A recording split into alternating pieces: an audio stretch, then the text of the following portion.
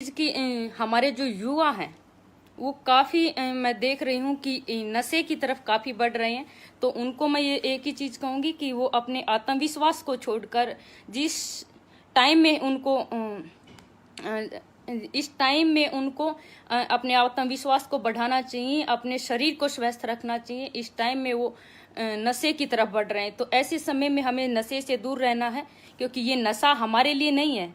ये नशा उन लोगों के लिए है जो लोग दूसरे के देशों को लूटना चाहते हैं, जो लोग गंदे पैसों की कमाई से दुनिया के सबसे बुरे काम करते हैं। ये नशा उन लोगों के लिए है।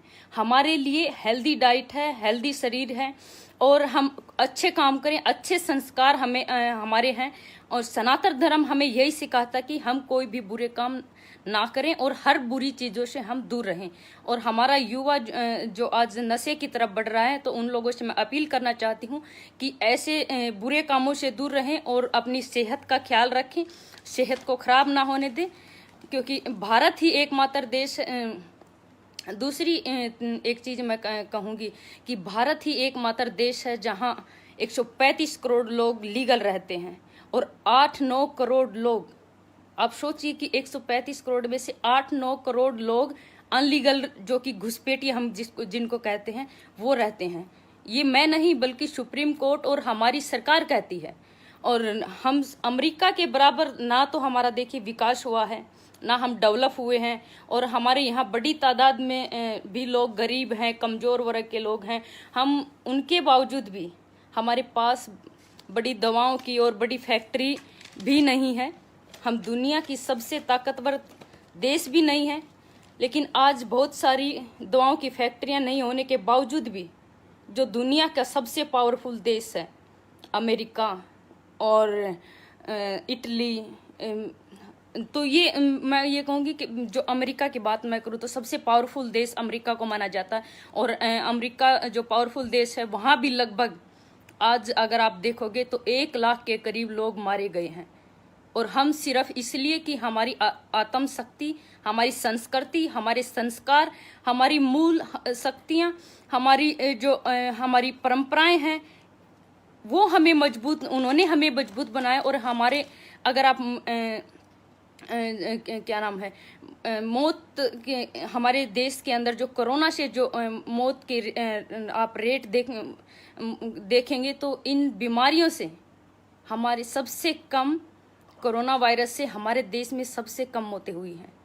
इससे एक चीज़ साफ होती है कि हमारी संस्कृति जो है, हमारे संस्कार इस दुनिया में हर रोग से लड़ने की क्षमता रखता है और हर बीमारी से लड़ने की क्षमता रखता है। मैं चाहती हूँ कि इससे हम बाहर आ सकते हैं, क्योंकि लेकिन हम इससे बहुत जल्दी बाहर आ सकते हैं, लेकिन हमें इसी दौरान एक ऐसा रोग भी देखने को मैं कहूँगी, ऐसा रोग भी देखा जहां डॉक्टर का धर्म निभा रहा है, नर्स का धर्म निभा रही है, सुरक्षा कर्मी अपना धर्म निभा रहे हैं, पुलिस का धर्म निभा रही है। लेकिन ऐसे में बहुत से लोग इस बीमारी को फैलाने की कोशिश भी ऐसे लोगों ने की है। ये एक बहुत बड़ा चैलेंज है भारत के सामने। क्या भारत में रहते हुए भारत के लोग, भारत के नागरिक, भारत के अंदर रहकर ही भारत को नुकसान पहुंचाना चाहते हैं? ऐसी मिसाल दुनिया में आप लोग देखें तो कहीं भी नहीं मिलेगी। तो कोरोना तो आएगा, चला जाएगा। इससे पहले बहुत सी बीमारियां भी आई हैं और चली गई हैं, चाहे वो चेचक की हो, चाहे वो टीबी की हो, चाहे वो मलेरिया की हो। लेकिन क्या ये देश अपनी अस्तित्व को इसी हालात में रख पाएगा या नहीं? क्योंकि इससे हमें आंतरिक चुनौतियां मिल रही हैं। इस देश में जो गद्दार हैं, जो देश को तोड़ना चाहते हैं, वो विश्वविद्यालय में बैठकर देश को तोड़ने के नारे लगाते हैं, और उन लोगों को पार्लियामेंट के अंदर ऐसे लोगों को सपोर्ट मिलता है। तो क्या हमारा समाज, हमारा सनातन धर्म, हमारा सनातन समाज जो है, उनको नहीं चाहिए कि वो मजबूत हो और ऐसी ताकतों का प्रतिकार करें, उनके खिलाफ खड़े हों और उनके खिलाफ बोलें? क्योंकि आज अगर हम चुप रहे तो फिर हमारे पास ये जगह नहीं, बल्कि ये देश भी नहीं रहेगा बोलने के लिए कि दुनिया में आज जो हो रहा है वो सब देख रहे हैं, और देश में जो हो रहा है वो भी सब लोग देख रहे हैं। तो हमें आज इन जैसे लोगों के मुंह तोड़ जवाब देने के लिए इन लोगों के खिलाफ बोलना होगा। और जो हमारी सनातन धर्म के अंदर जो लोग, जो हमारे देश के अंदर, हमारे लोकतंत्र देश के अंदर जो लोग देश को नुकसान पहुंचाना चाहते हैं, जो लोग देश को तोड़ना चाहते हैं, ऐसे लोगों के खिलाफ हमें खड़ा होना होगा और उनके खिलाफ हमें बोलना होगा। क्योंकि यही एक हमारे पास, पूरी दुनिया के अंदर आप देखोगे तो अगर आप अभी नहीं बोले तो फिर आप कभी नहीं बोल सकते, क्योंकि यही एक टाइम है आपका बोलने का। तो ज़रूर बोलिए। और अपने साथ साथ मैं ये कहूँगी कि जो मेरे युवा, जो बहन भाई हैं, उनको मैं एक दो चीज़ें और कहना चाहूँगी कि अपने ये फ्री टाइम है, कोरोना वायरस के टाइम बहुत अच्छा टाइम है, हम अपने परिवार के साथ टाइम बिता रहे हैं। और ये बेस्ट टाइम है कि हम अपने महापुरुषों की जीवनियाँ पढ़ें, महापुरुषों की किताबें पढ़ें। और जो इतिहास जो हैं हमारे, जो महापुरुषों के, या हमारे जो स्वतंत्रता सेनानी जो हैं, जो क्रांतिकारी जो हैं, उनका हम इतिहास पढ़ें और उनके बारे में हम जाने कि उन लोगों ने हमारे देश के लिए क्या क्या किया है।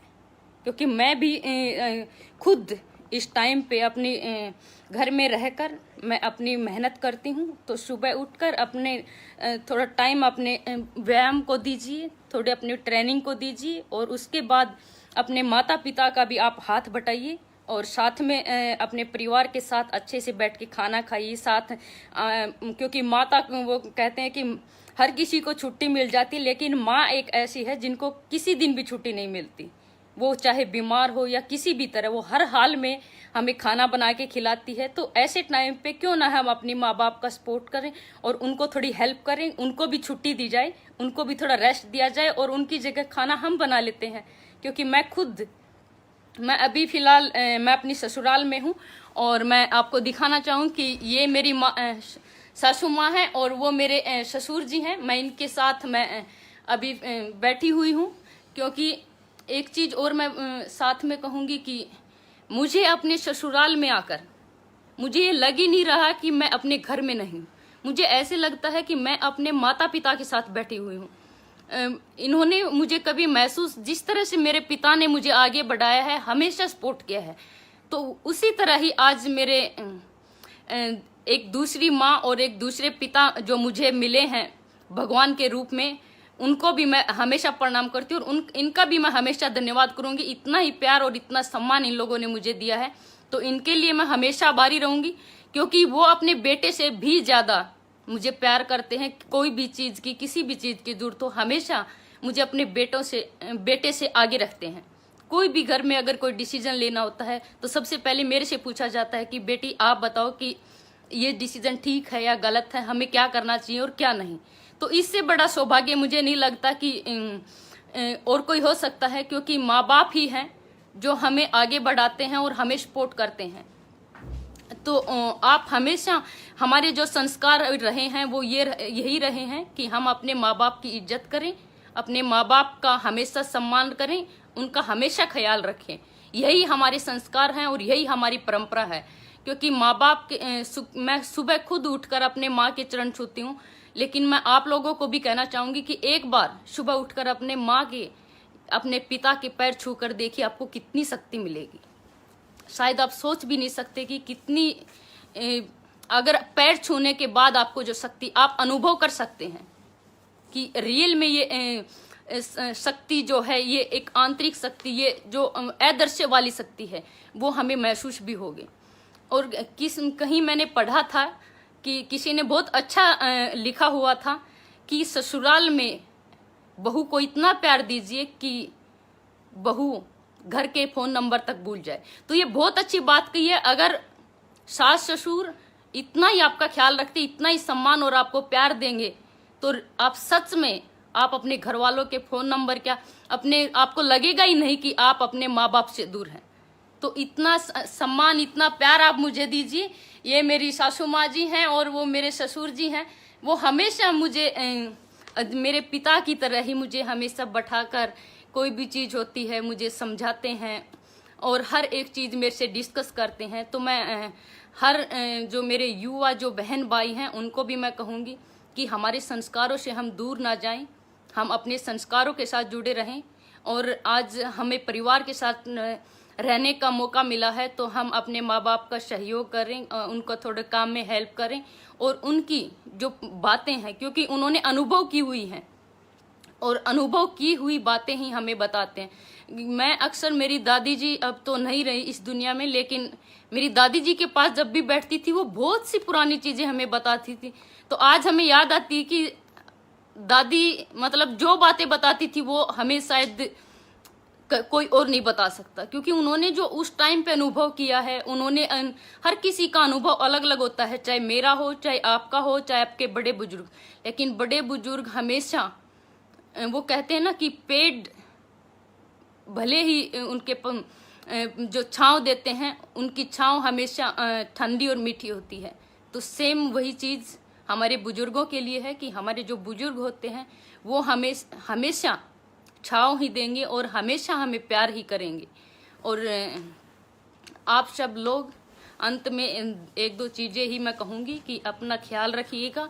कोरोना वायरस से हम सबको मिलके एकजुटता के साथ लड़ना है और हमें दिखाना है कि भारत दोबारा से विश्व गुरु बनने जा रहा है। भारत एक सनातन धर्म है। इस लोकतंत्र के अंदर सब लोग एकजुट होकर कोरोना वायरस से लड़ेंगे और कोरोना वायरस को हराएंगे। और हम सब, और मैं स्पेशली थैंक्स बोलना चाहूँगी पुष्पेंद्र कुलश्रेष्ठ जी का कि उन्होंने मुझे ये मौका दिया और आप सब लोगों से अवगत कराया। तो मैं पुष्पेंद्र कुलश्रेष्ठ जी का धन्यवाद करूंगी और आप सबका भी धन्यवाद करूंगी कि आप सब लोगों ने भी मुझे हमेशा सपोर्ट किया है, मुझे हमेशा आशीर्वाद दिया है, हमेशा प्यार दिया है। उसके लिए मैं हमेशा आपके लोगों की आभारी रहूंगी। अपना प्यार, आपका सम्मान, आपका आशीर्वाद ऐसे ही बनाए रखिए और मैं ऐसे ही अपने देश के लिए लड़ती रहूंगी और बोलती रहूंगी और आगे बढ़ती रहूंगी। और जय श्री राम। सोहनारी बहन बबीता फोगाट, भगवान आपको सदा खुश रखे। बस आप लोगों की दुआएं मेरे तक पहुंचती हैं, मैं हमेशा खुश हूं और आप लोगों के आशीर्वाद और प्यार से तो और ज़्यादा खुश हो जाती हूँ। Sanchita Sharma, proud of you, thank you so much ji. Anish Kumar Ojha, बिल्कुल सही बोल रही हैं आप, मैंने भाई भी ये सब महसूस किया है और मुझे सेवा करके आनंद मिलता है।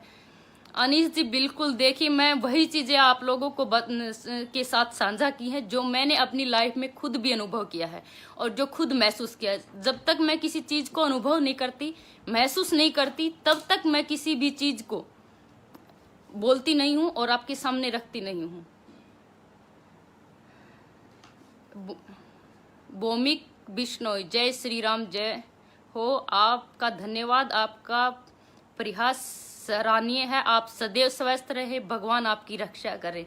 बहुत बहुत धन्यवाद जी। आप लोगों का प्यार, आशीर्वाद हमेशा ऐसे ही मिलता रहे। बस यही कोशिश है कि कुछ अच्छा करें, समाज के लिए अच्छा करें, अपने देश के लिए अच्छा करें, क्योंकि मेरे लिए हमेशा मेरा देश पहले रहा है, मेरा परिवार भी उसके बाद में आता है। तो मैं अपने देश के लिए, जब बात देश की आती है तो मैं भूल जाती हूँ कि मैं कौन हूँ और